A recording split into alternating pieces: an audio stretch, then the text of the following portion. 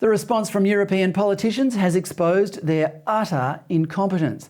They are applying price caps to fuel so consumers aren't exposed to the worst of the price rises.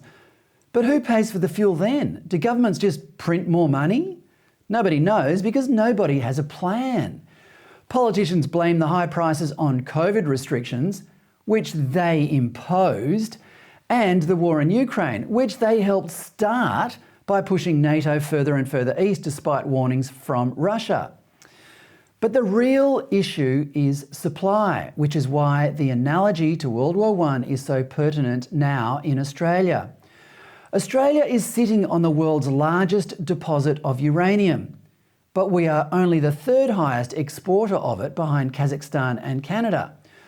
We're also sitting on 160,000 megatons of coal. Last year, we exported a mere 0.1% of it. We have a small percentage of the world's gas deposits, but are extracting only a tiny portion of that. Why? The answer is the same one you would have got in Europe before this crisis began. Climate change. Fossil fuels cause droughts, floods, cyclones, and the latest, childhood obesity. In fact, there is hardly a single adversity in this world that hasn't at some stage been attributed to climate change. And because of the need to tackle climate change, Europeans are now facing starvation and freezing in the dark this winter. If we don't call this insanity out soon, our civilization will wither and die. And yet, tomorrow, Prime Minister Anthony Albanese will open a so-called jobs summit that will, among other things, quote, maximise jobs and opportunities from renewable energy and tackle climate change, unquote. Meanwhile, Europeans are paying eye-watering prices for the resources that we are leaving buried in the ground. But it's not just the extraordinary profits we could be making from these resources that we are ignoring.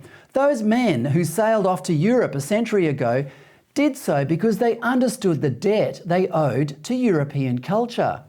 The Australia of that era might seem less sophisticated from our more worldly, refined perspective, but they sure knew where their cultural roots laid.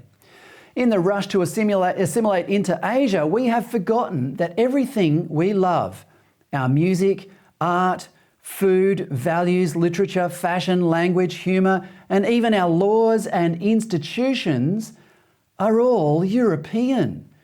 To help Europe now, we don't even need to send young men off to die. We just need to dig up more coal and gas and uranium and make profits from selling them. But instead, we're buying solar panels and windmills from China.